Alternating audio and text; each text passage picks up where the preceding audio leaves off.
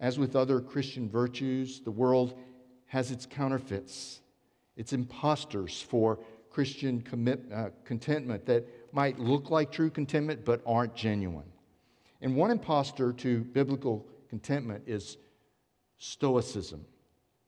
Stoicism was an ancient Greek school of philosophical thought that's alive and well today. They considered contentment the essence of all virtues.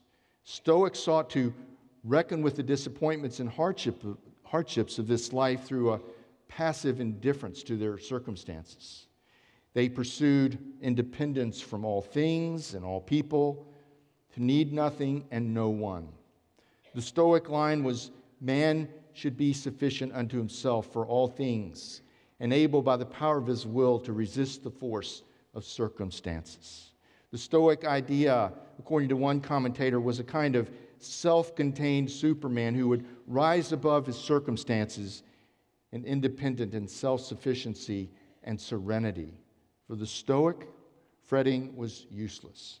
They fostered a self-sufficiency in which all the resources for coping with life were located in the man himself. They sought to eliminate all desires. The Stoic would say, if you want to make a man happy, add not to his possessions, but take away from his desires. And they proposed to eliminate all emotion and all feeling until one arrived at the place where he didn't care what happened to him or anyone else for that matter. T.R. Groves said, Stoics made the heart a desert and called it peace. They were more like statues than people. Contentment for the Stoic was a human achievement. We have our modern-day Stoics. I bet you know some. My question to you, though, is, are you one?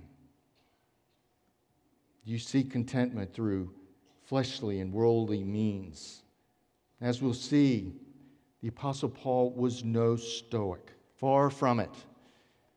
He was a man who experienced joys and sorrows and all sorts with genuine contentment. And fortunately, we aren't called to find contentment by denial of our desires in order to live and by isolating ourselves from people or circumstances in order to live out our days with a counterfeit contentment.